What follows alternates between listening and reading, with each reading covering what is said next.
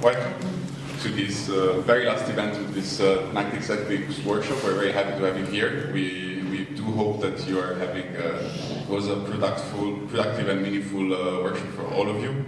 And I do hope that this last event in Roundtable is going to be up to your expectations. My name is Francesco Collina. I'm a professor at the American College of the Mediterranean. I teach politics and international relations. My broader research is on civil society and participation, and I've been very much in contact with the topic of migration for a long time. And I'm very happy that Yumna, Matthew, Erin, and the other co-conveners of the Thanatic workshop provided me with the space of organizing this roundtable and left me with ample room for maneuver to work on this topic. You're going to realize that the title is slightly different from the one that you have in the programs, and this is because, as all research, there is back and forth, and it is an iterative process. And ultimately, I ended up with this idea of working on reframing artivism, art and civil society action for and from migrants and refugees in Marseille. The idea is that today we're going to explore the different ways in which civil society in Marseille uses art to create, document, share, and define narratives related to migration and exile.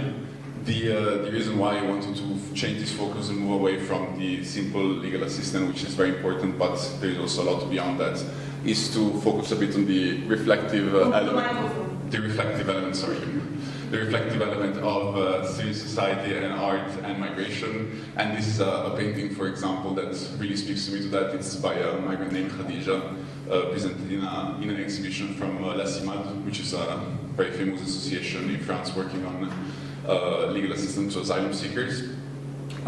This roundtable is going to be an opportunity to talk about, on the one hand, the challenges and opportunities provided by living and working in a city like Marseille. That it's a city that puts migration at the core, really, of its history and identity, while also giving us an opportunity to have a critical discussion about what does it mean and how can we use art to really produce and disseminate knowledge about migration and exile. I won't be talking as much throughout the roundtable. We are here to have our wonderful guest. We have first Judith who is the director of the Artistes in Exile and of the Mabel of the Work Company also. She is going to be joined as soon as the traffic clears on the A51 from Marseille by André Dovpol. He arrived already, so we went to this place. Okay, so he's walking here and he's going to be joining us momentarily with an artist in exile and part of the collective Artistes in Exile. We're joined also by Aisha Sheikh. Aisha is a visual and performance artist born in the Algerian Sahara and living in Marseille as a refugee. She's a contributor to the latest publication of the Uncivilized Collective. That is going to be also what we're going to be talking about. But more broadly, her practice confronts the ways in which the Western science and migration politics construct the idea of territory and control. And last but not least, we have Matthias Benachot. Matthias is the creator of Visit Massalia. He's a historian, he's a self-taught guide, and full-time citizen of Marseille since the 1990s. Matthias offers historical city tours for all audience on a variety of topics, including on exile and migration. He's between traditional walks, audio tours, and theatrical tours. Matthias really engages in various forms of expression to talk about the history and the heritage of Marseille. We're going to start right away. I think this roundtable is going to be in 3 parts. The first part is going to be just having our guests complete my presentation and then talk a bit about the ways in which you all use art to create, share, disseminate, and challenge narrative about migration and exile. Then we're going to talk about the specificities about doing this job in the city of Marseille. And then finally, the most interesting part is always the debate with the public, opening the floor to you all. So maybe we can start by Judith, if you want to conclude your presentation, yes, and talk about how you and the Artistes in Exile use art in this framework. Yeah. Hello everyone, thanks for the invitation. So a little bit about Atelier des Artistes en Exil, or if we translate agency, so it's not very an agency, it's more like a place to share and to help. The Atelier des Artistes en Exil was launched in 2017 in Paris, in first, as an answer to the migratory crisis. The agency is a not-profit association dedicated to identifying and providing support to the artists of all disciplines and all origin who have experienced a forced migration in France. The main goal of this association is to give the possibility to the artists to stay what they are and to continue to practice their art. It offers individual counseling to over 250 artists, tailored to their artistic and social needs, legal too, and connect them with French and international cultural professionals. Artists and cultural professionals in exile face specific barriers to their professional integration within the European cultural and creative sectors. This takes the form of stereotypes associated with migrants and refugees, language barrier, limited understanding of the customs and tradition of their host country, particularly the functioning of the cultural sector, restricted geographic mobility, and post-traumatic stress disorder related to forced migration. The Atelier des Artistes en Exil has for mission to help them to settle and pursue their activity in France.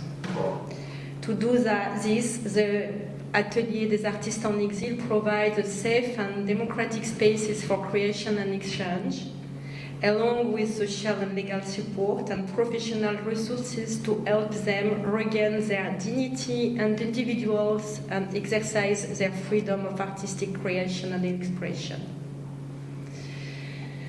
The atelier was created in response to a growing and urgent reality. Artists around the world are being silenced, persecuted, and forced into exile as authoritarian regimes increasingly suppress freedom of expression and cultural plurality. It cares for artists who have fled war, censorship, or political repression, individuals who can no longer create safely in their home countries without risking threats and persecution. So we are support artists from almost 45 countries, and the most big community now it's Ukraine, Russia, Afghanistan, Palestine, Myanmar, Sudan, Syria, the Democratic Republic of Congo, the Republic of Congo, representing all disciplines. It is a cultural and artistic diversity and international dimension that inspires and shapes the identity of the Atelier of Artists in Exile. The mission is to celebrate this plurality and ensure that every artist is heard, respected, and empowered to shape a more just, more inclusive world. So we are the Atelier aims to defend freedom of expression and democratic values through events, activities, and partnerships that promote and share the work and knowledge of the artist with the public. So I don't know if I continue or I would be back to what we are doing exactly. Maybe I can. Maybe, yeah. Okay, so.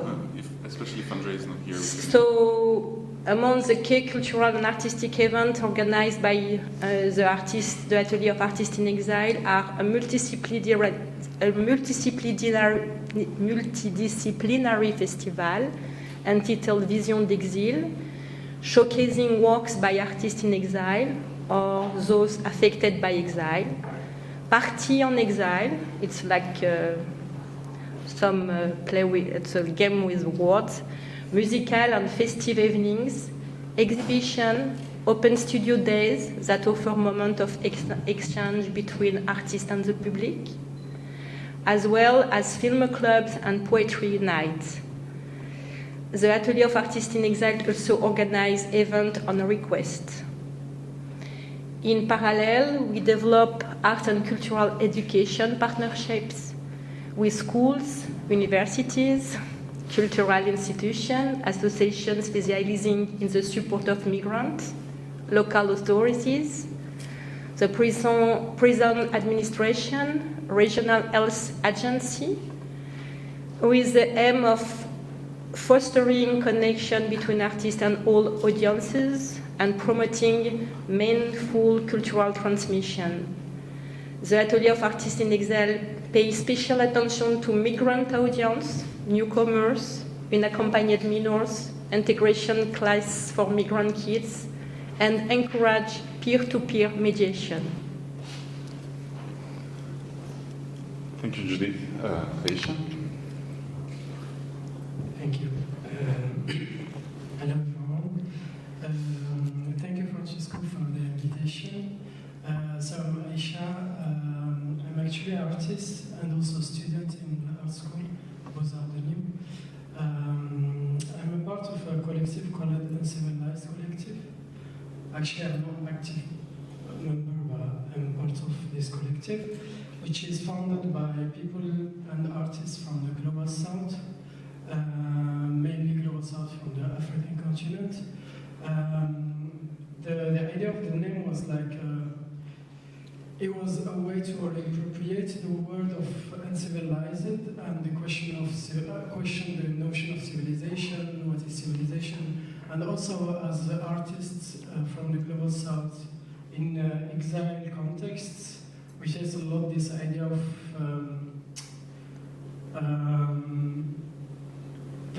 I think the allegation of being thankful, grateful of being in the West, and somehow, and the collective try to question this, at least. And also I'm part of the last book of this collective, which is called in French, République indépendante des immigrés de Marseille, which, yeah, you can see it. Which is in English the Independent Republic of the Immigrants in Marseille, which is kind of a book with many texts for many artists who are living and have connection to Marseille, who are part of also immigration, who have immigration stories and background. So yeah, that's it. And should I have to talk about myself or the collective? Read the book a bit more. The book, yeah. Okay, so the book is here, you can buy it. I think right now is in the, what was the library? The Transit. Yeah, okay. You could buy it there.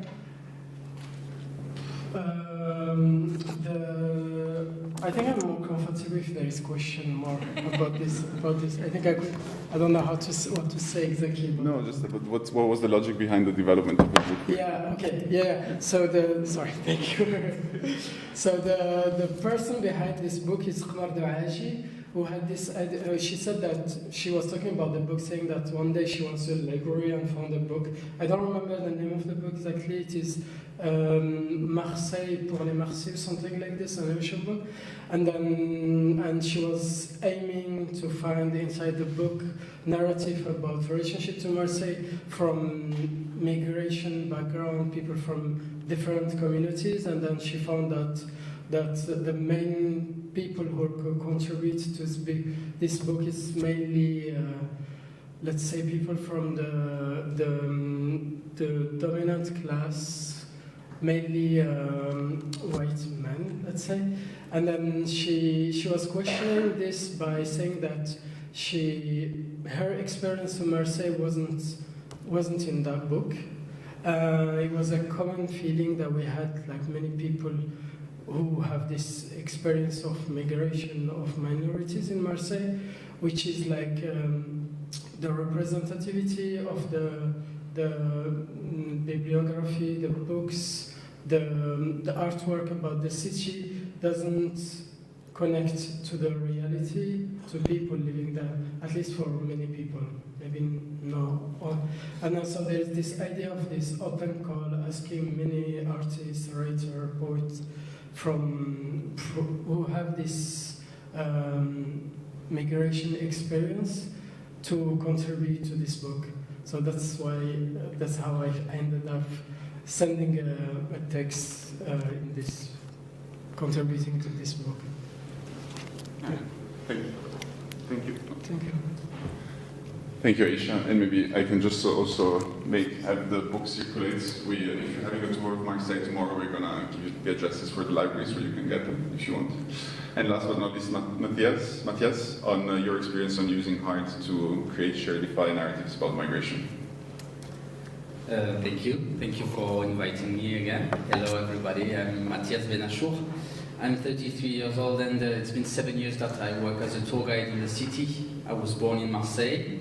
I relate a lot with some of what you said about the experience of being, let's say, properly from migrants' origin. I am half Portuguese, half Algerian, and it's true that Marseille is a city that is being victim of many representation. Marseille is a city that is known as to be a cosmopolitan city and all that things, but reality says many different things about violence, about xenophobia, and in history we can see it through the research of many historians, and that's what I'm trying to do at my level as a tour guide. I work in the street, I walk through the streets, and my idea is to give to people some of what is present in the city that narrate a story of Marseille, and trying to give back to people some element of history that helps them to feel better, to connect with the city. I like to say the city tells its own history, and the city belongs to the one that are living in it. So we just need to walk in the street, look up, look down, and there's many elements that will help us out to talk about stories. So when I created my tours, the idea was not to be another tour guide that say, oh, this is a beautiful Marseille, Notre-Dame de la Garde, blah, blah, blah. I don't care about that. For me, this is not interesting. I have created 3 tours. Most of them are about women, the history of women resistance during World War II, the history of the prostitution, which is also my topic of research at university, because I'm just ending a master in history at Aix-Marseille University. Actually, I gave my memoir an hour ago.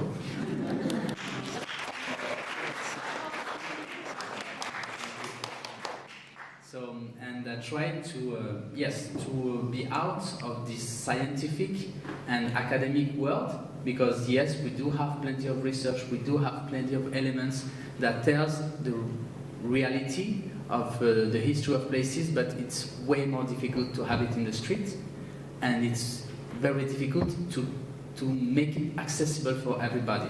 Not everybody is capable of reading a thesis, not everybody is capable of opening a book and being fully inspired by what it is said inside. So what I try to do is to give access with elements, with what the street is offering to us, with some elements. I may show you some of them later with my suitcases, because this suitcases is my 3rd tour that is called Exile, Travel in the Forced Trip, because I talk about exile. Not every migrant is an exile person, but every people that is in exile is a migrant. So I try to make the difference with all this terminology, because it's very important on how we talk about things, how we name things. And by the way, I'm sorry for my English if my vocabulary is not good enough. But yes, that's what I'm trying to do. And one of the things that most help me and most satisfy me is working with kids and with children in the city, because very often the children living in the outside the perimeter of the city center are very non-used to live the inside of Marseille. They don't know the city. They don't know the place where they live. They have no idea what they do. Sometimes I bring people into the heart of Marseille, the Quartier du Panier, for those who know, and these kids were born in Marseille, but they have no idea where they are. They don't know the street, they don't know the name of the street, they don't know the elements that are present in the street. And for me, it has a lot of sense to give a part of it, because they come from a history that is partly over there, and that can be explained from these streets, the name of these streets, the statue, the symbols, and everything that we walk through. And yeah, I think that's it so far. Maybe you want to talk about the Balade des Exilés a bit, or? Yeah, Balade des Exilés was actually, I wanted to, a few years ago, to create a tour called Marseille Sauce Algérienne, in reference to the diaper that you can find in many kebab. But I never did this project at the end, and I was asked by the library of l'Alcazar, la bibliothèque de l'Alcazar, to create a tour about les exilés. So I did.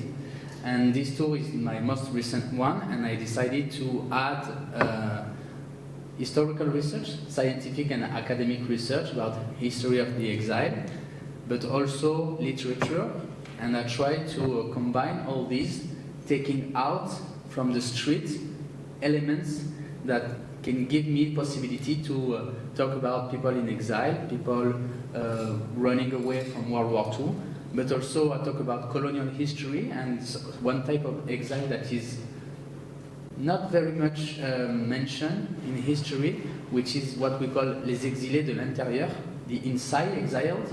All these French people, these colons, the colons, how do you say colons? Settlers. Settlers. These settlers that they never wanted to be settlers, but they were, for example, in Indochina, let's say, they were born there, they grew up there, and very suddenly Indochina become independent, so they have to come back to France. So they are in exile. They are French, and they are exiled in their own country, and they cannot feel the reality of their country. Sometimes they are rejected. It's also the case for the one where we nickname les pieds noirs, the Blackfoot. This is the same history. How do you want to live in France when you were born and spent your entire life in Algeria, creating link with the culture? It's very difficult. So I try to question all this, but also talking about what is the reception by the population? How does the politics deal with the migrants? In the 20s, we were building ghettos, but in the 70s, we start building real houses, real places. In the 20s, we invented le passeport n'enseigne, this passport that is an object very important for the administrative people that had no more country. The Armenians used the passeport n'enseigne, the White Russians used the passeport n'enseigne. So I try to take all these elements and give it access, and I can maybe show you. I have, for example, this is not a part of it, but of course I present many books. It's okay? Can I? Yeah? So I like to quote. So I very often come with my books. I read part of books also because it's part of it. This is the Dictionnaire des Marseillaises, only women, very interesting. And many of them are exiled women, so it has a lot of sense. But maybe one of the elements that is nice in this tour is that we take a tramway from point A to point B, and I give to people this tram ticket with a passeport n'enseigne inside. Maybe you can pass it on.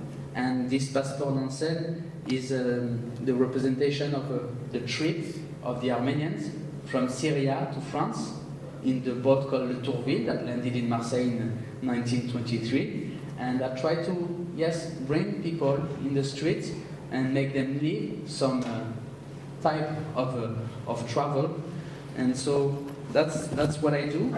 I have, of course, many other elements. One that is very personal is my own history, because my grandparents were exiled. They came from Algeria during the Algerian War.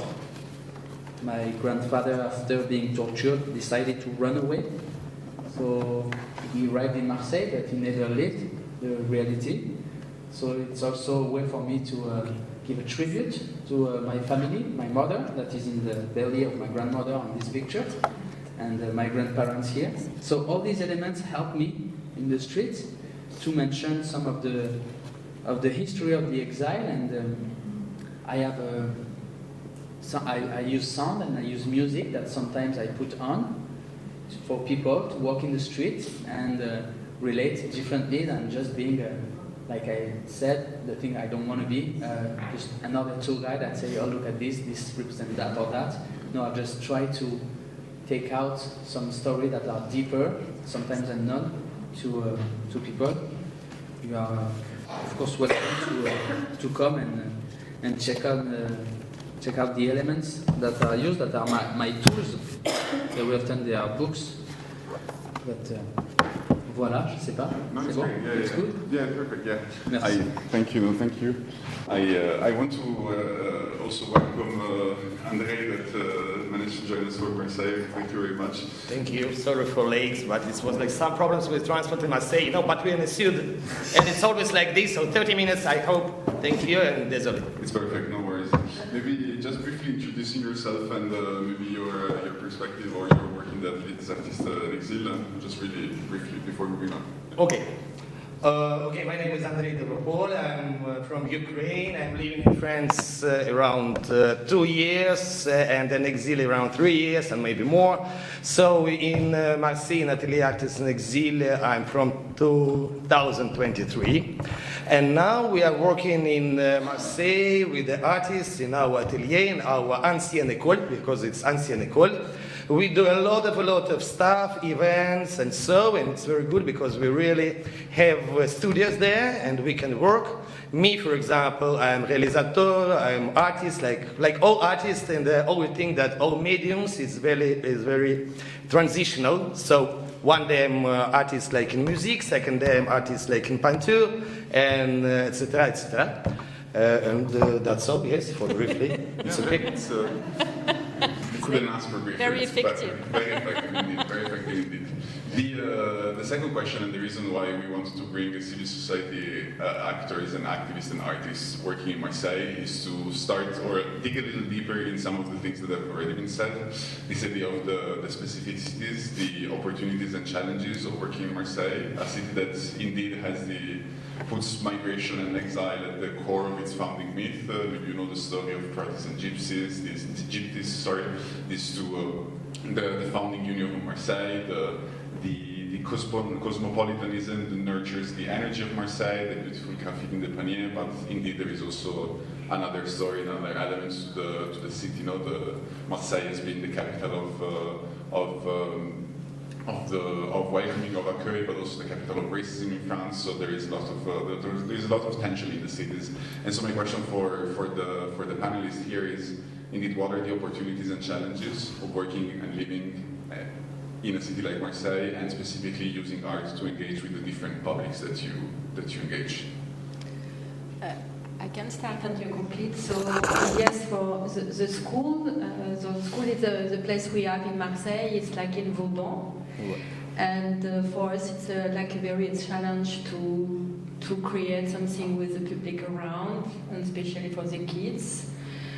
Because there is nothing there, to be honest, and almost. And yes, to create some exchange and yes, interculturality, and to maybe for them to say yes, the migrant is not so bad. You can have some talk with and to have some activity with. It can be a little bit like as the basis of that. Yes. Can you confirm that? Yes, sure. And for activities, and for me, for example, I think I will begin from my story a little bit, because I was in 11 countries before I settled in Marseille. Why? And I lived in Italy, Greece, Spain, Alman, Germany, and in some Asian countries, and so. And finally, I stopped in Marseille because I think that for me it's a city where all foreigners are at home. It's like a little like migration paradise, I don't know. Because everybody, it's early or late, they migrated there, they came there, and this South this warmth that I felt, for me it was very, very, very important. And now when we, in our atelier, when we make our events, we always feel it because like neighbors, like people who live in the city, they came to us and asked us about our cities that we used to live before, asked us about our art in context of the like foreigners and other countries. For example, we have one event who is calling C'est où? So where is it? Because you always, when some people said, okay, I'm from Madeleine, and people first of all they ask C'est où? Where is it? So for people it's very important to understand, because Marseille, it's like a city when some people asked where is it, but some people also know, because they also were a lot of places. And voisinage, like neighborhood, is really like more friendship, more friendly for us than not friendly. But sure, like in all communities, you will find somebody, one person who will be always like nuisible and think, oh, what are you doing? Why? Well, because our école, our school that we settled, you must understand, it was abandoned for 4 years. So it was absolutely silent, and it was nothing before. In one moment, we appeared, and group of artists, and artists, it's not a group of very silent people. Yes, and we are not like only introvert artists. There is like extrovert artists. There is like chanteurs, singers, musicians, singers, and so. And we start to make this activity, but. Most of people who are around us, they support us. And for example, Marseille support me, and my friends who are French friends, who are like local friends, they support me. That's why I feel that Marseille support me, and I like this city with Marseille. Well, yeah, good.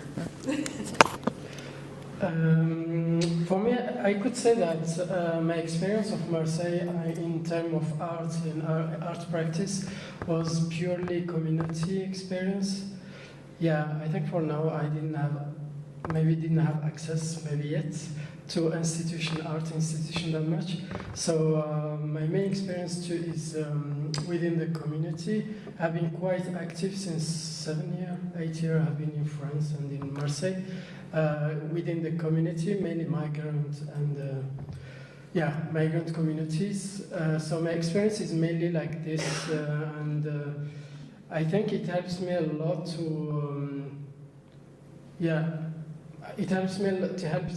to have this specific experience of Marseille, which is like purely community experiences, which can be. Sometimes by talking to some people who doesn't have the same approach to CTCs, I could feel this connection in this, because I feel like, I think this is that was my way of entering the city. And also I have been working with some organization who were working with kids, the same. I think we have this shared experience. And I was building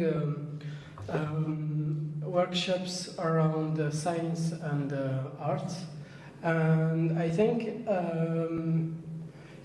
there is this thing specific in Marseille. Either you are welcomed, either you are not.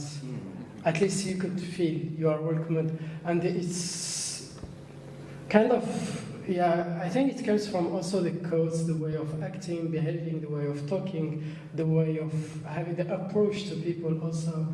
I think there is this thing of, if you come as, I could use the same word, as a settler, or as like, I'm coming to bring something and then teach you something, it doesn't work at all.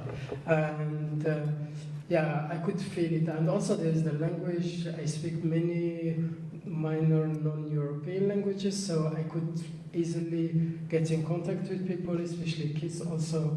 And I think that was, I think, in some way, if I could say advice to people to approach the city, is to be humble.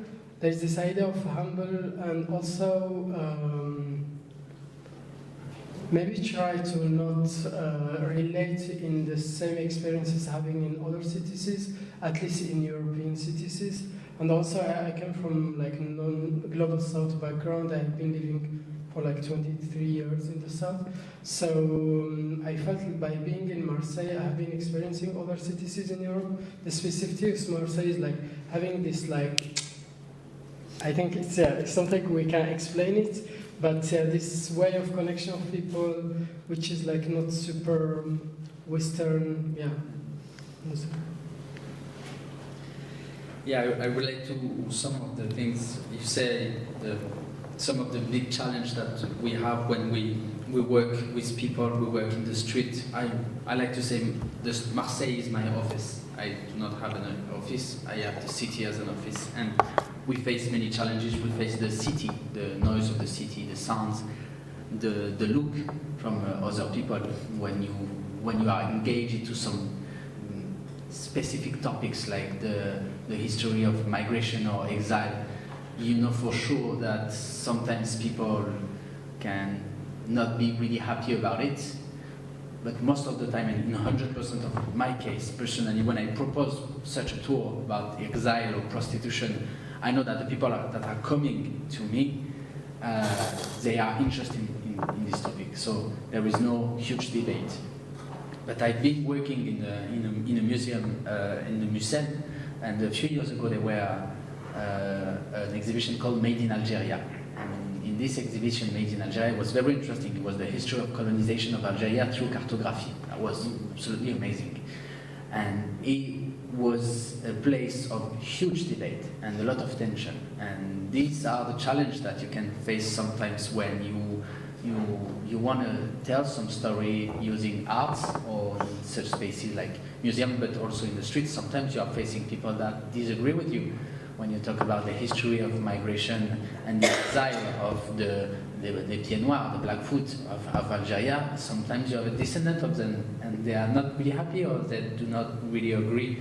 So it can be very touchy sometimes. So the language, how we relate, how we speak to people, how we adapt our discourse, our talk is very important. So yeah, I'd say one of the biggest challenges to adapt to the public you have, to use the simplest word you can, and the way I want to do it is using history and academic and science history as a tool, because what science says, 1 + 1 = 2. So if you say it equals 3, I'm sorry, guy, just go away and I won't talk with you. It's the same with the history. So when we have proof, when we have a real démarche historique, things are way different. That's what I try to do. So many challenges in the streets, great opportunities too. Great opportunities because when you're in the streets and you know that you're going to have like 15-20% that are coming to see your tour, and you put on the music of Kabyle music, Idir, for example, that I put during the tour, Francesco, walking in the street with music in Belzance with Idir. Well, this guy that are sitting and smoking a cigarette and say, oh, Idir. Yes, Idir, c'est trop bien, ça fait plaisir, frérot. Come with us if you want. And that's always what I do. People that are in the street can have access to this. They have access. They can touch it. They can feel it. It's the same for some other events that I organize. It's theater in the streets, but using history. And in this situation, you have actors, you have music, you have fireworks, you have plenty of things.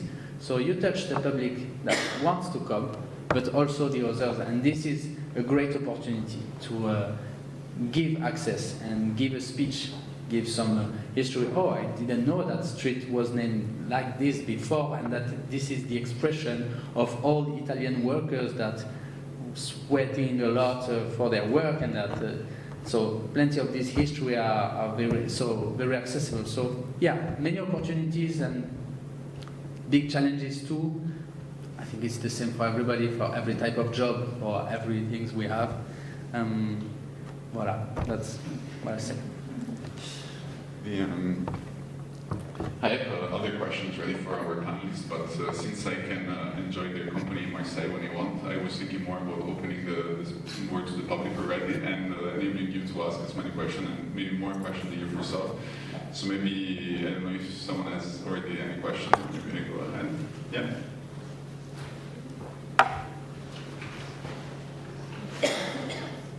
My question is for Matthias.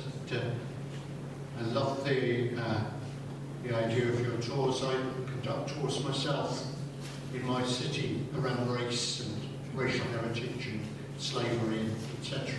And I think your idea of a suitcase is mere genius. I have a kind of plastic bag, so I have no longer a plastic bag. You have made me much more elegant. My question is,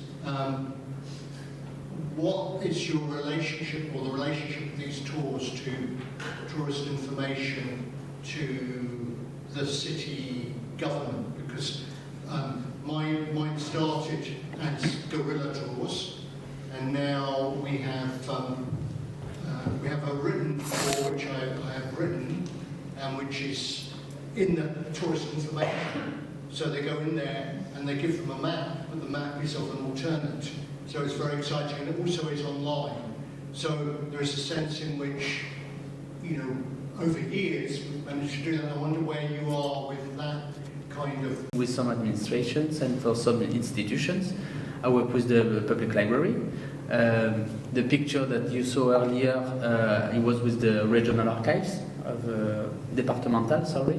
So I have no problem, and I think it's a good thing for me to work with such institutions. I won't work with anybody. I don't do mass tourism. I do not have the same speech when I work with some foreigners, because, like you said something interesting, Marseille belongs to the people that comes from everywhere. But it's a next time I will say that it's a problem too. Yes, there's another way of this. There's plenty of challenge because of the arrival of many people from everywhere. But there's an author in the beginning of the 20th century that said Marseille belongs to the one that comes from away, and it says a lot. It's true. Marseille is many people from everywhere, so we always have to adapt. Working with kids that are 8 years old, what I do with them, I don't have my suitcases, but I say you are the one that is not stopping moving all the time. You just come here and you will play this character of the history, and he's very happy, so he's quiet and he's like this.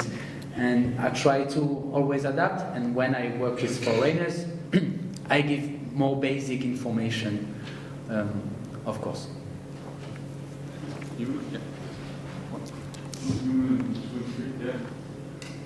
Thank you.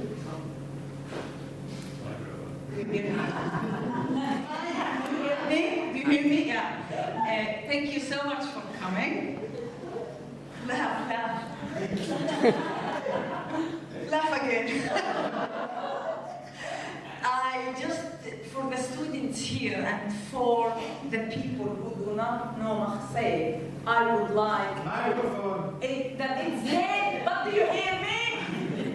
I think it's dead. I'm going to try it. Francesco, you put this down. For the students and the people who don't know Marseille, Marseille has become a city for migrants since World War I, when the Armenians fled the Ottoman massacre, they came to Marseille. When the Italians fled the fascists, they came to Marseille. When the Spaniards fled the Franco, came to Marseille. Pied Noir, those of you who hear the word Pied Noir, literally speaking, black food. It refers, by the way, France colonized Algeria from 1830 to 1962, 132 of colonization. So there were generations like from Malta, from Italy, from France, who were born and raised there. The settlers, the colonists, they called them Pied Noir. And when Algeria got its independence, these settlers had to come back to France. So they were born and raised in Algeria. So you bring them to France, as he said, that's Exile. So that's one fact to know about Marseille. The second fact to know about Marseille is that it is a group of villages that became a city, like L'Estaque. L'Estaque in the 19th century was a fishing village where Cézanne used to paint. Now it's one quartier. And why I'm telling you this? Because when you leave Marseille, when you leave any French city or village, you find that name Marseille, Aix, which means you left Marseille. So when you leave Marseille, you drive, and then you pass the northern quarters, or Quartier Nord, or inner cities, or ghettos. And Matthias, here's my question. These kids who were born in the Quartier Nord, some of them haven't seen the sea. And some of them haven't been to the heart of Marseille. They are marginalized at the edge of the city. This, I would like to know more about it. How could you bring them? Because, and the other thing, the Pieds Noirs. Because, because the Pieds Noirs came to France, the French looked down at them, and the Pieds Noirs looked down at Arabs, and the Arabs looked down at Gypsies. If you could elaborate on the Pieds Noirs and the kids. The Pieds Noirs and the kids, tough story. Thank you. Well, to start, you mentioned, it's true in Marseille that we have a big separation between the northern part of the city, the Quartier Nord, and the rest of the city center. Many kids that are in the northern part of the city do not have access to the sea or to many places. I blame our dear old and passed away mayor of Marseille, Monsieur Gaston Defer, that destroyed an entire structure of public transportation that was absolutely amazing. In the beginning of the 20th century, Marseille has about 100 tram lines that are going until Aubagne. You could go to Aubagne in tramway, and that was absolutely amazing. Now they are fighting and they are creating new tram lines that are following the metro line, which is absolutely ridiculous, but this is another political situation. So the difficulty of access to the sea is due to technical issues, and public transportation is one of them.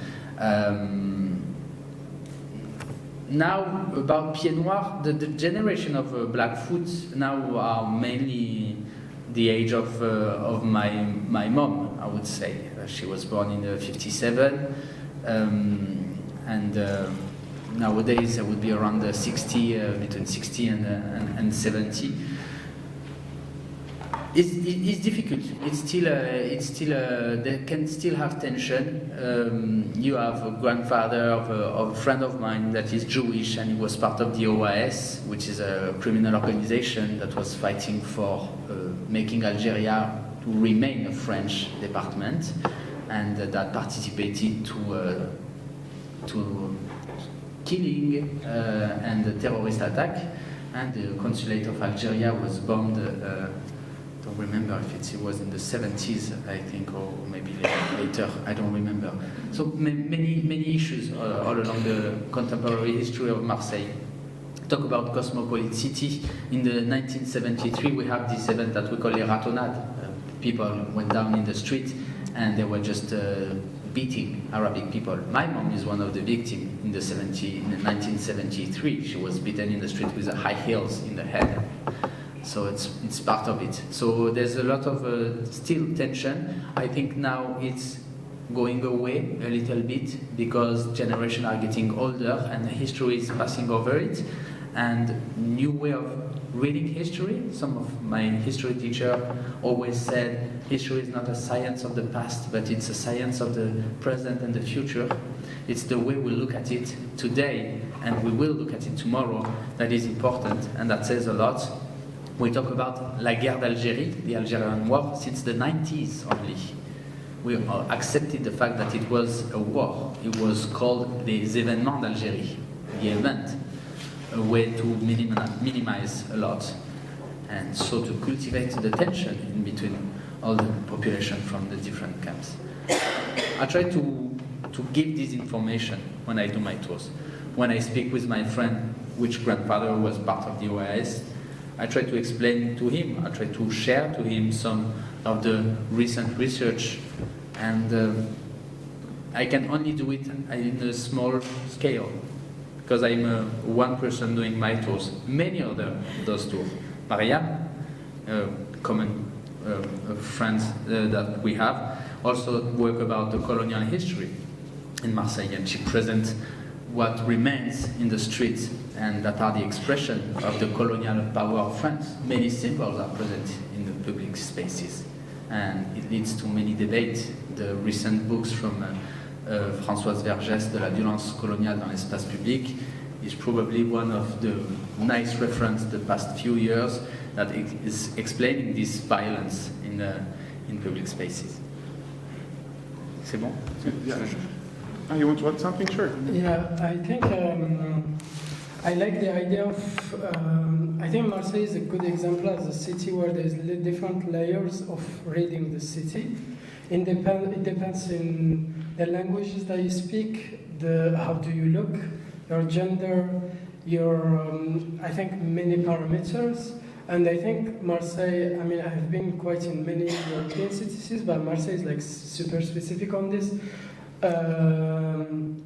And yeah, I like this idea of that we don't access to the same Marseille. My experience, your experience, our different experiences will be totally different from Marseille. And also it depends on your background, as you say, like. And also I think, I don't know if you asked the question about Les Pieds Noirs. I think the touchiest part is I'm from Algeria, so it's kind of something that I've been studying a lot. The touchiest part is that the global narrative about this population is like they have been taken off of their country, but sometimes we forget that when they were in the Algeria as a colony, they benefit from the colonial system, which is doing racial hierarchy between people, and they're like in the summer. Even though they're less than the French from the metropole, but they still benefit from this system. And the others, they call them the Algerian Muslims, they were like indigenous, and they have this indigenous status, which they don't have access to school, to anything. They weren't French at that time. I think so. Yeah, I think it's a very good example to think some actual situation in the world where there is still the colonization system. To think this that both of the settlers and the people who are colonized are victims from the system, but they don't benefit the same way. So the settlers are victims also because they are in this system. They didn't choose in somehow, but they still benefit from this system. I think it's super important for me at least to keep this in mind. But yeah. I'd like to add, I agree with you, but we have to remember that sometimes they are settlers, but they don't always choose it. And very often in all the French colonies, you have also, of course, people from the administration that benefit a lot from the colonial system, but sometimes you have this baker or this small worker that come from the Hexagon, la métropole, but when he has to leave, he is twice rejected by the place he grew up and he worked hardly to live in, and by the new place that is supposed to be his hometown, but is now rejected from this place too. So there's many different possibilities. I think Judith, you wanted to, yeah? And you too, yeah. Yes, I think with the new crisis now, it's changed. I mean, it's not always the ex-victim of colonization who are in exile. And for that, it's very interesting to see now the kind of people who are in exile. If we take Russia, for example, who are like super colonizer, yes. And now the people have to fly the Russia, and it's the biggest wave of immigration, even more than the white one. And it's very interesting to see how they are in exile. Or if you can take Iranian, because I mean there are too, like some of colonizer too. So it's interesting to see the mix now, and it's not always the same. And I think now it's the new time of how the people have to readapt them. And it's very interesting because it's not the same process to readapt themselves. Because when you are like super rich and when you have everything in your country and when you arrive, you are declassed, we can say that in English. So it's not the same one with, as you say, a poor backer who was poor in their country and they flee because maybe economics reason and you come here and it's again the same. But we are people who have everything, and it's the same for artists. We have artists who was like they were famous in their country, maybe not in France, but was very famous in their country, and they have like a big studio and assistants and big money and so and they are really and they are nothing, absolutely nothing. So how they have to do, and it's very difficult for them. Of course, it's more difficult. Psychological because you was someone and you are nothing. So it's very interesting too, and for us, it's we have to consider that and to deal with that. And sometimes it's very difficult because the people have attempt to have something we cannot give. We cannot give celebrity when like that. Yes. Yes, and there is another question about Marseille, for example, like for Ukrainians, and because when, for example, me and my friends from Ukraine, we came, but I lived in Russia and Ukraine too, but when you came to Marseille and you said that you're a refugee from Ukraine, you run from the war, etc., and there is that people who is Noai, for example, and Belzans, they're sympathizing for colonizator, they're sympathizing to Putin. Not for you, because they said, what? Your brothers? Why you're fighting? Why are you here? Putin is great, la la la. And it's a great problem, because like propaganda worked so much good, their propaganda Russians, that in this country there are a lot of people who sympathize for strong men, for this very, very simple symbol. Just strong men, that's all. Like patriarchy.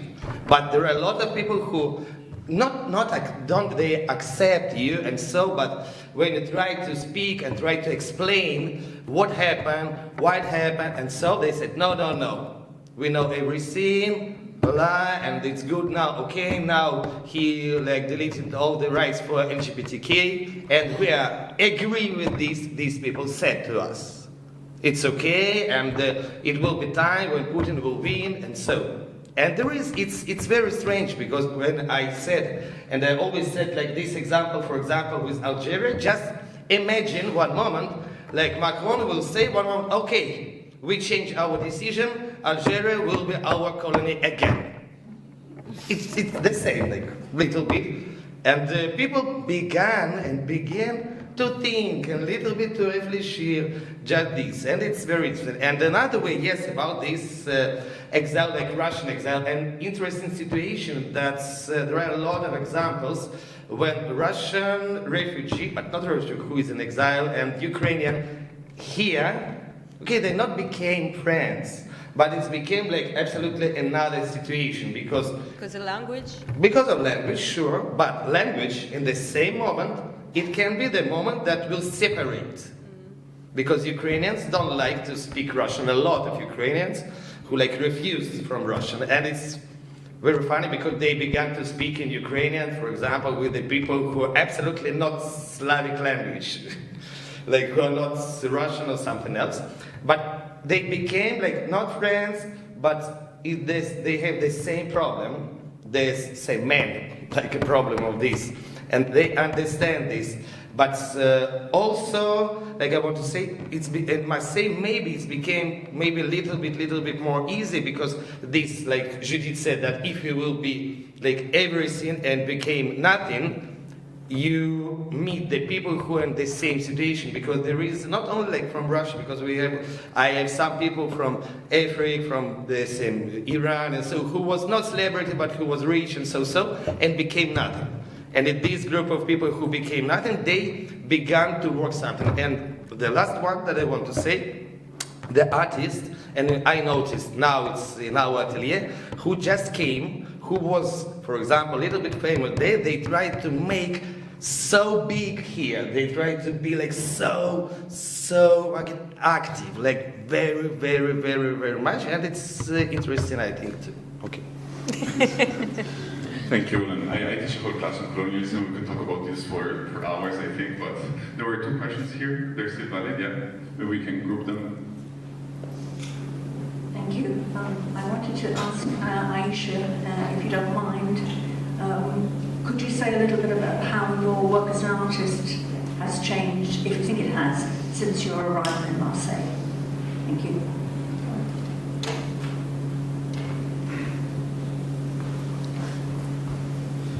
Yeah, thank you. I think maybe it's important to say that before being an artist, I still somehow scientist. I have a master's degree in science, in biodiversity and ecology science. So this is something that but still back to my way of seeing art. My actual work, I'm working about, let's say,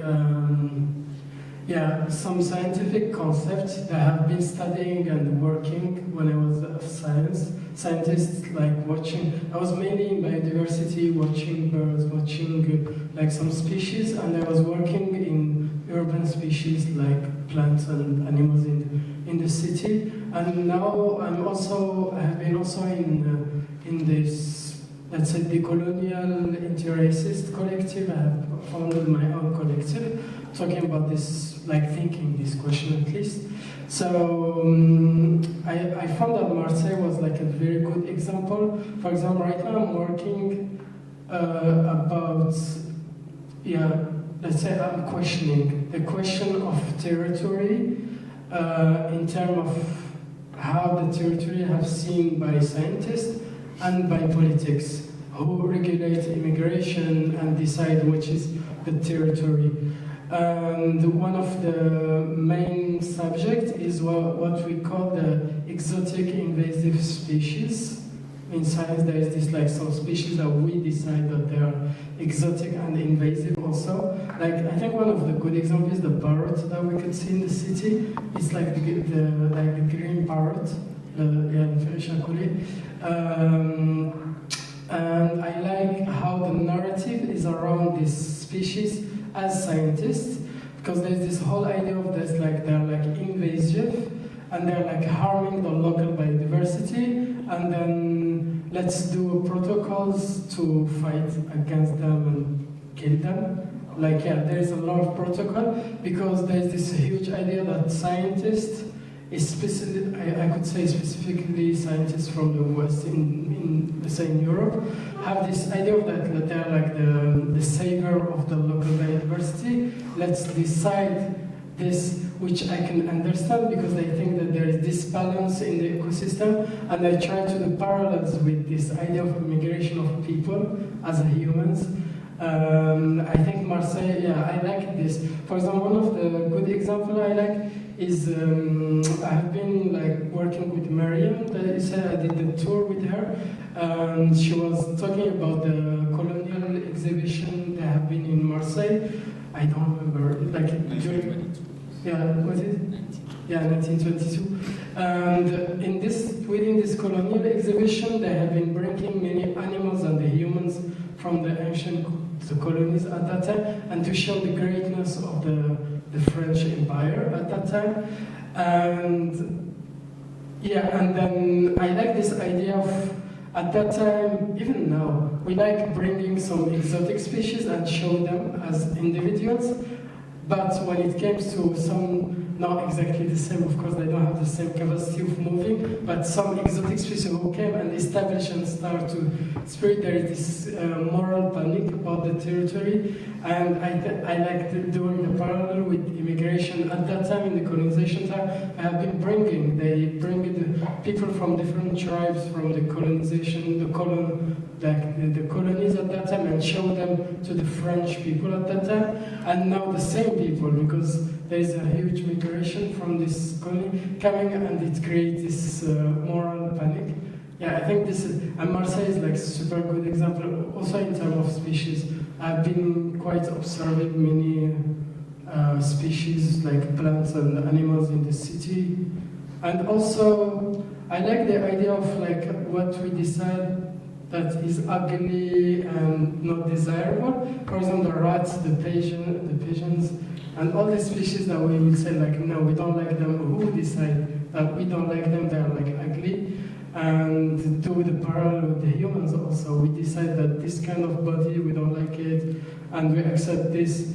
And still, yeah, Marseille is like super good laboratory. That's why, like, yeah, somehow I really enjoy being in Marseille. I feel like my intellectual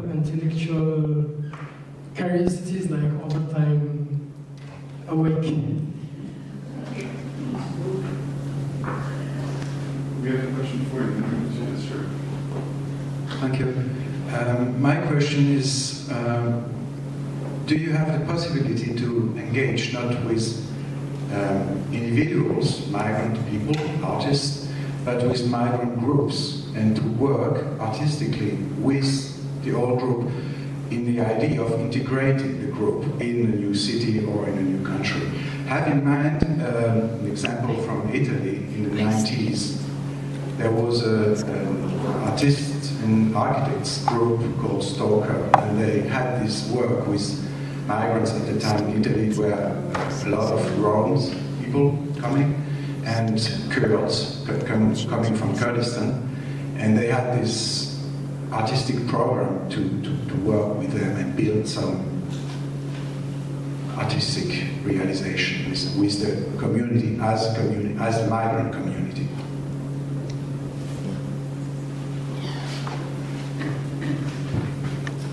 Yes, maybe I was not enough clear, but I said we are like very attentive to mediation peer-to-peer. I mean, the artists in exile are very good mediator for what we are seeking for the group of migrants. So it can be newcomers, it can be non-accompanied minors, it can be adaptation classes. In France we call that Lampedusa. So you know when the kids come, they stay in special classes, and after when they have the French level, they can go in other. So yes, we try as most we can do that. And it's not only about integration of migrants. We can see other things. For example, if you go to the school, where there is a lot of kids of migrants from second and third generation, to see, I mean, artists who are the same story as they are, and the same color of the skin. It's changed completely, like the relationship with the kids, and you can see how the parents are like see the work in other way absolutely, and are like very happy because they can see themselves on the stage, and at least it's the same people. So yes, it's very important, and we do as much we can. So we try to do open call to answer all this kind of project, of course.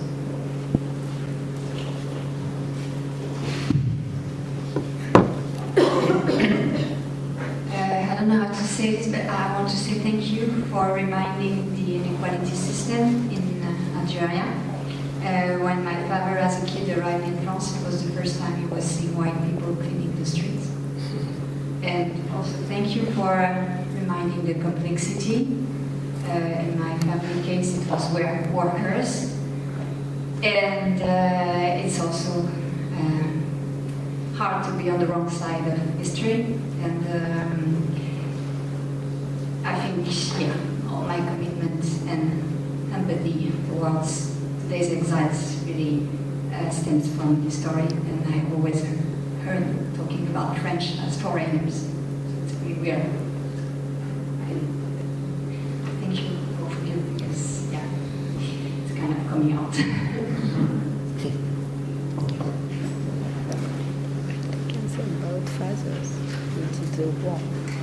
Judith, you talked about what you do in Artists in Exile and all of this. I'm interested in the process.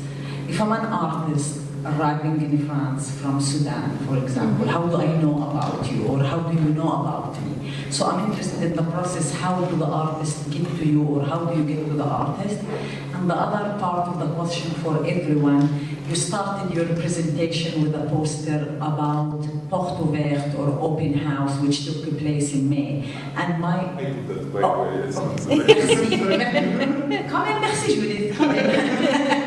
And my question is, for all of you, is how does the public in Marseille interact with your work, or like how can you provide art to the public, or like how can, I know like you talked about the schools and how you bring kids, but I'm very much interested, like when you had the open house, were there Marseillais, local who came, who are interested? Any of you can answer these questions, thank you. So how the artists know about us? So very simply, so there is cooptation between the artists. So if, for example, we have, I can send you an example. We host artists from Myanmar because after the last coup in 20, the French Institute asked us to host some of them because they was like very afraid about them, because they was like very fighting against the regime. So we built with the French Institute some residency program, and after that, now there is other Birmans artists who know they can come in France. So now they write us to say that I'm in Thailand, I cannot stay more in Thailand. Can you help me to fly, to flee, to get a visa or something like that? So yes, we do a little bit evacuation.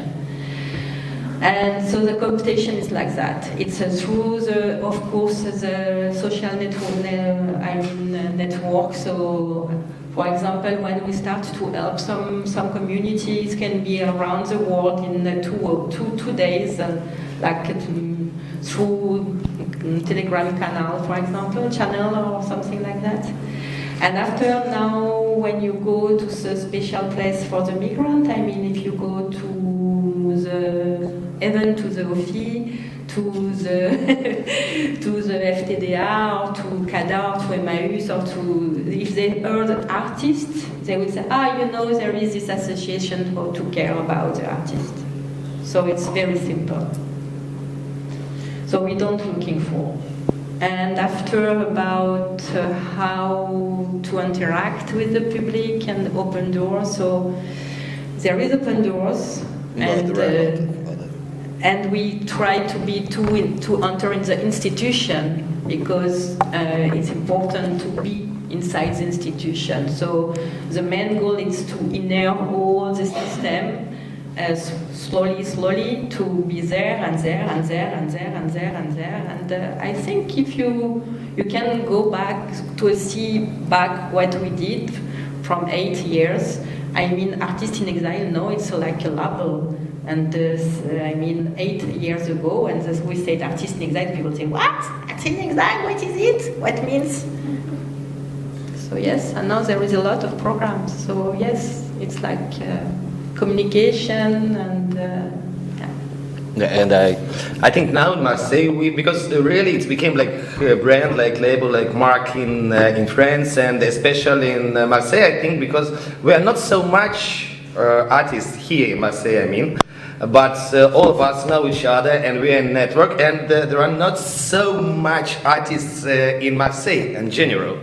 So sure, if you know somebody who are member of Atelier Artists in Exile, you will know somebody else artist, and this artist will know this artist, and so like this, and that's why we try to make our atelier, our like part in Marseille, like something very important on the art map in Marseille, and all of you are welcome to us to see what we are doing. Just because we do like a lot of events, and just to show, for example, what our people are doing, what like cinema, expositions, and so. And also it's atelier, and for example, some our friends, artists who are French artists, came to us, and we work together. So it's not, I just want to say that now I think in Marseille, our atelier, it's not just community of migrants. It's not just foreigners who came. It's like collaboration with the artists, with the local artists, with the artists from some in other European countries who are not in exile, but who are also foreigners here, and they may be not members of our atelier, but we work together. They came to us, they know us, and they support us, and so this is really interaction. So it's action that's help us. Yeah. Also on how your artistic practice interacts with the public. In general, maybe also the presentation of the book, I think, can also be a good example. The way in which you interact with the general public. Yeah.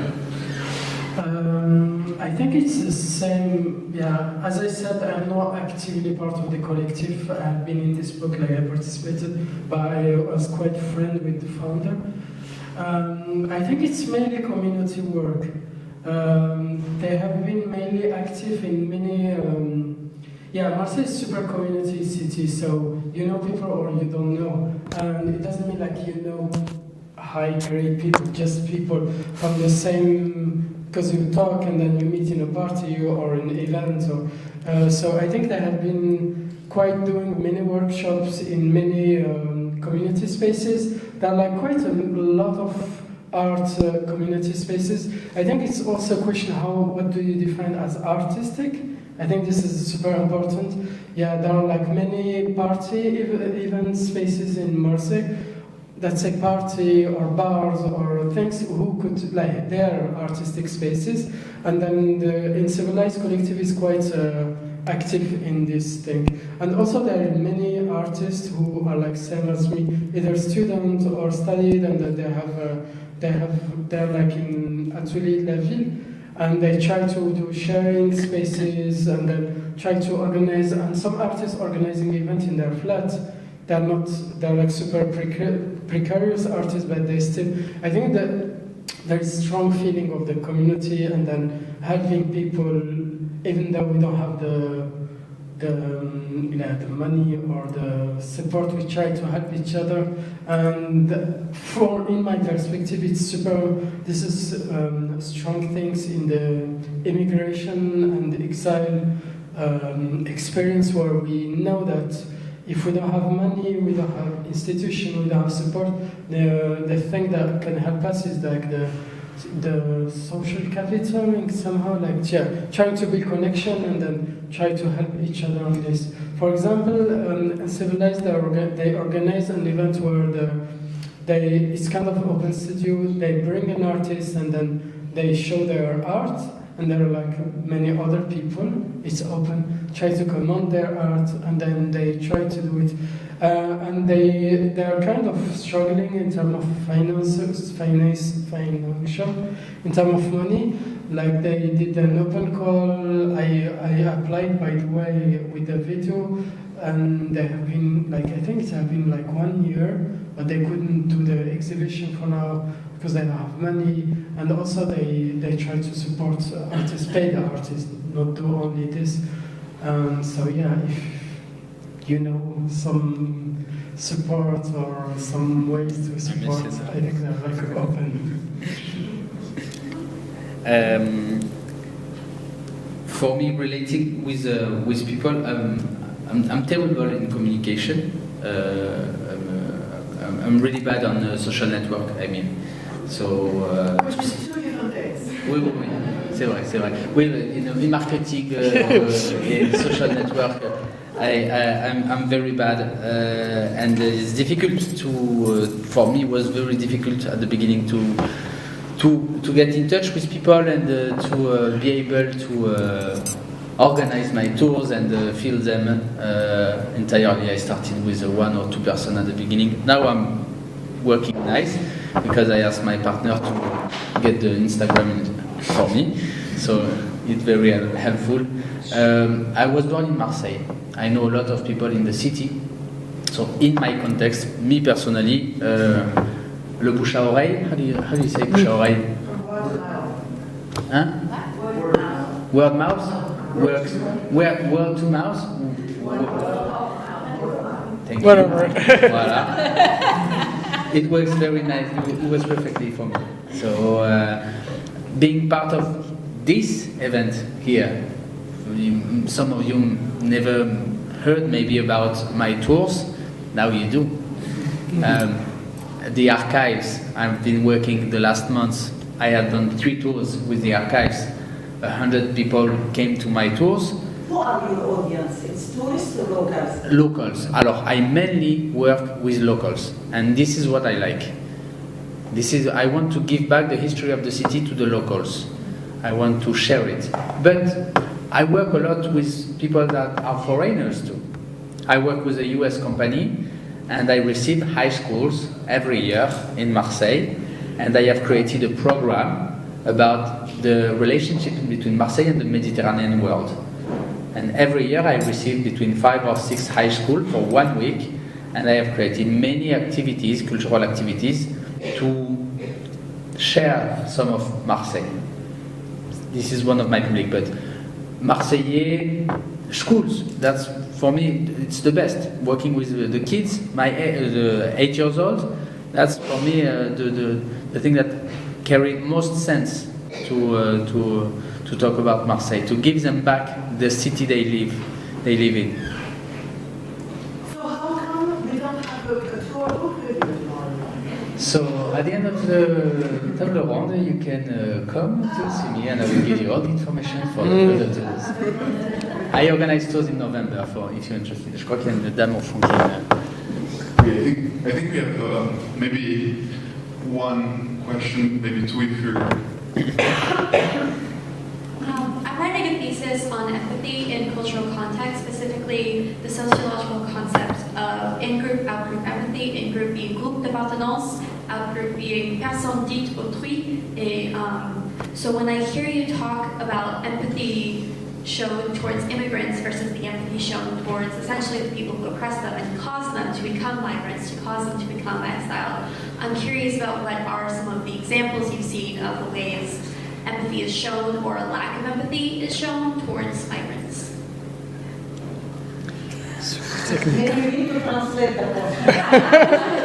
And No, it's not. I think it's. Who is it for? It's a question for someone specifically, Yeah. or just for everybody. Pour tout le monde, alors allez-y. This idea of empathy and relating to your people like you, like migrants or people that are Marseillais, people, artists, how does the empathy work, right? Is it how it is? Okay, vas-y. Alors, j'écris une mémoire sur l'empathie dans le contexte culturel et particulièrement au moins aux États-Unis, il y a le concept de in-group empathy, out-group empathy. Empathie envers les personnes d'un groupe d'appartenance, on peut dire ici française, ou l'empathie envers les personnes dites autrui. Et quand je vous entends en train de parler de l'empathie montrée aux immigrés, aux migrants, aux exilés, par rapport à l'empathie montrée envers les personnes qui ont vraiment oppressé ces personnes, quels sont quelques exemples de ces personnes de montrer l'empathie ou de montrer une antipathie?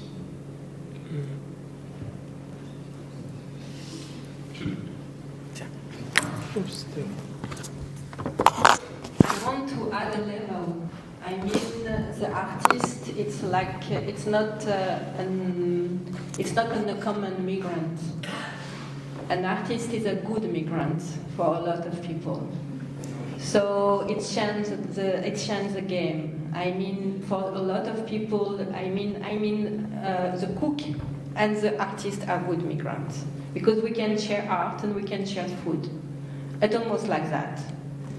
Of course, it's like very exaggerated and not only like that, but there is something like that. So the people are like more empathic for the artist.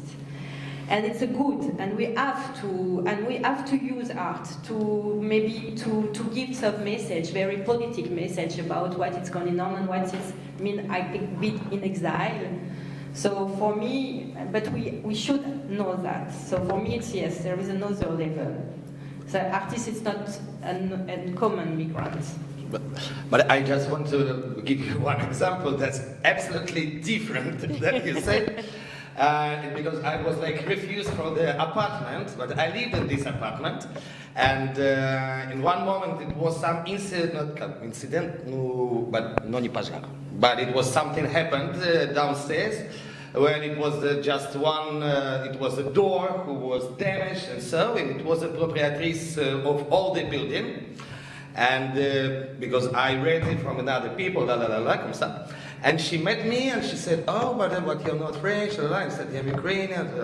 She said, "Okay, and you're living here?" I said, "Yes, I rent from this man who, because she is proprietress of the house, and there is apartments." The owner of the building. The owner of the building.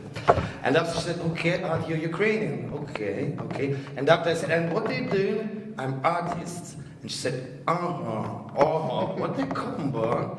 And finally she said to me, "Okay, in this house there will not be any artists and there will not be any foreigners."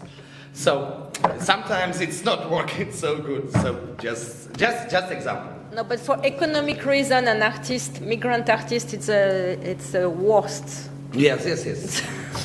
Because you are not stable at all. I think maybe what you said, the artist is a good immigrant. I think people have the illusion that they are good immigrants. Because outside of the artist jacket, we still immigrants. I have a good example on this. Like I was with a friend who is a black artist, and he was doing a super huge show, like performance in art space. I think it was in Switzerland. I don't remember. And then after the show, he has to go somewhere, and then they asked him to go somewhere to have the key. To key with the screening of the performance, and no one allowed him to go there because he was like, I was the artist who was organizing the event. No one was believing, even the security guard. I think it's super important to know this. Like the society will give you the illusion to be different, and this is the hierarchy system, the dominant system functions like this. They give you the illusion that you are specific, you are special immigrant, you are not like the others, but you still like the others, because when you outside of these spaces, we still face the violence, xenophobia, and racism outside of this.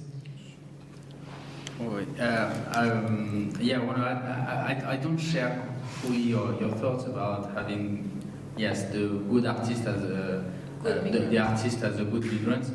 I think our neo-colonial way of seeing the world. Not what I think. I think it comes from a lot the origin you come from. The good migrant or the bad migrant, and this is sometimes that violent. I'm sorry to take you as an example. I have huge respect for all people that are exiled, because you don't choose to be in exile. It's a forced.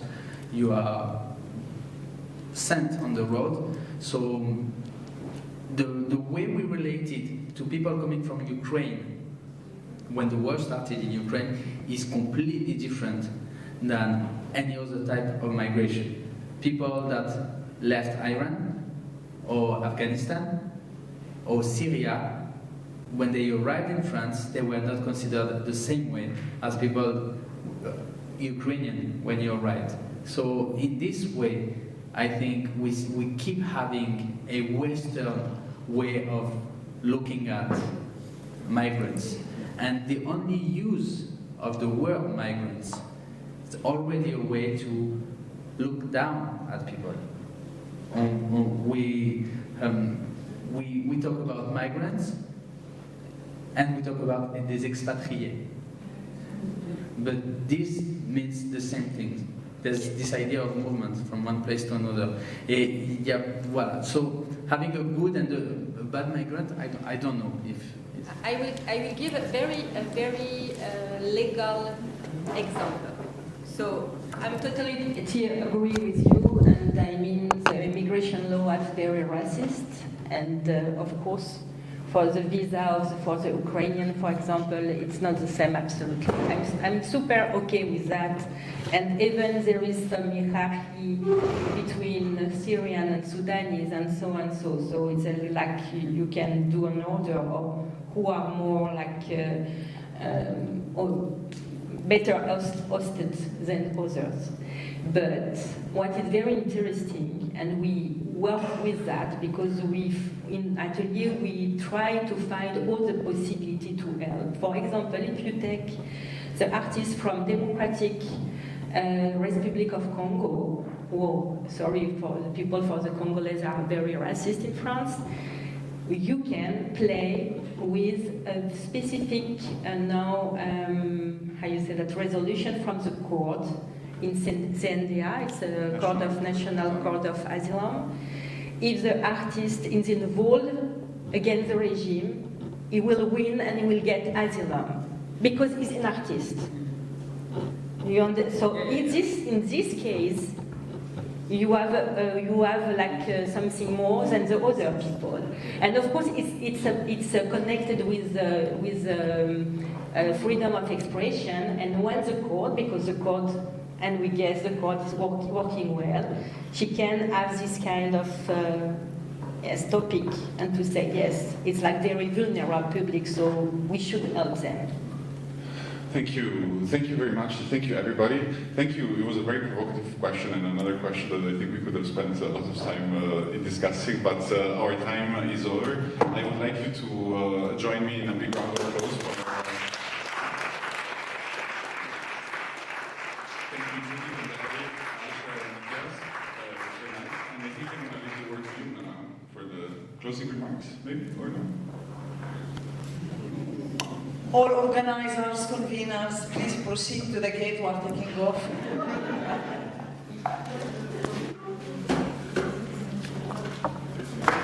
Tuma, Bidisha.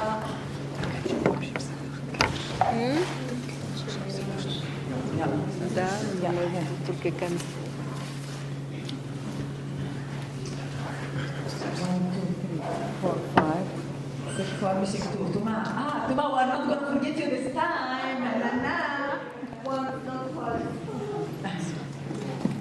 Thank you.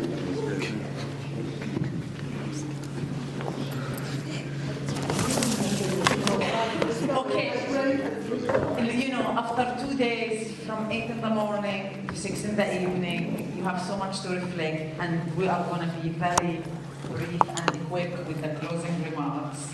And then you can have coffee, you can take your book, you can leave, you can do whatever you want.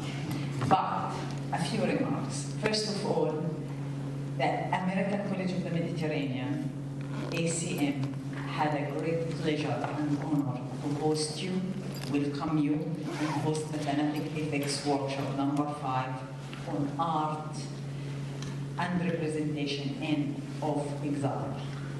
A huge thank you goes to you, because without you it would be impossible to run this workshop. It doesn't matter how hard we fought, how hard we worked. So thank you for making the whole way and for your contribution. A huge thank you goes to the conveners, Maharani Bidisha, Queen Judith, and Saint Thomas from the Thanatic Ethics Network. Downgraded from king to saint. A huge thank you goes to my partners in crime, Erin, Matthew, and Francesco, without whom it won't have happened. And with every workshop, with every panel, with every performance, with every talk, you get the new ideas and the new ideas. And since we are decolonizing art history and decolonizing academia, we are hoping and thinking that maybe the next event should take place in North Africa. We have to cross the Mediterranean. We have to cross the Mediterranean. We have been too much in Europe, and we need to cross the Mediterranean and take Thanatic Ethics either to Tunisia or Morocco. That's where we start with, because you don't need visa, you can access it easily. I was on my toes for a few months, but I think finally I'm going to sleep tonight. I think it was a huge success, and it was a huge teamwork, and it was a huge turnout. But as a professor and the dean of the art school, my biggest pleasure was to see my students attending and interacting, because we are here for them. We know the material. We go to conferences, we read, we publish, we know the material. But how could we transmit this awareness? How could we transmit this information? Is through the students. And thank you, thank you, thank you. Well, I would want to thank you, also from us. Big thank you to you as well. It was wonderful. Thank you so much for the work and the hospitality, and again for so much food for thought. So many conversations, so many events, also more events in the making as well. Thank you to Gaspard and Félicien. As well, and I have one more, suggestion. I mean, somebody, I think it was said, mentioned the possibility of finding some outlets. If you know people at the library, for instance, and if you want to leave the books with them, we would be spared the 30% given to Amazon when we purchase the books or sell the books. So this would also be a possibility. So think about it. And we can, get the books to you, and so thank you also to the local organizers and to the institute. So it was such a warm, welcome. See you next time. And if you want to be added to the list, we have a mailing list. So if you're not there yet, so please, talk to us and Bidisha. I think, no, I don't want to conclude the conclusion. But for tomorrow, we are organizing a visit of the branch of an organization called Le Perron, whose main project is to build a boat which is meant to rescue migrants at sea. I'm going. So those who are interested are not on the mailing list of the WhatsApp group. Please come to me, but I think I get everyone. But in any case, I will send the address and the appointments on the mailing list. We went to the WhatsApp group. Sorry. We are thinking of going there via Uber instead of bus. From here, so it will be 10:30 over there. Yeah, we need to be there. From here. Yeah, because actually, if we share a Uber, it will be the same price as if we But where do we meet? No. Well, I was thinking on the coach station. I think the best meeting point would be the Gare Routière. The best meeting point, the Gare Routière. Tomorrow is Saturday.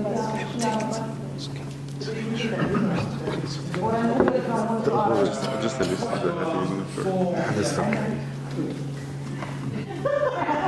But because we are scattered, we are scattered.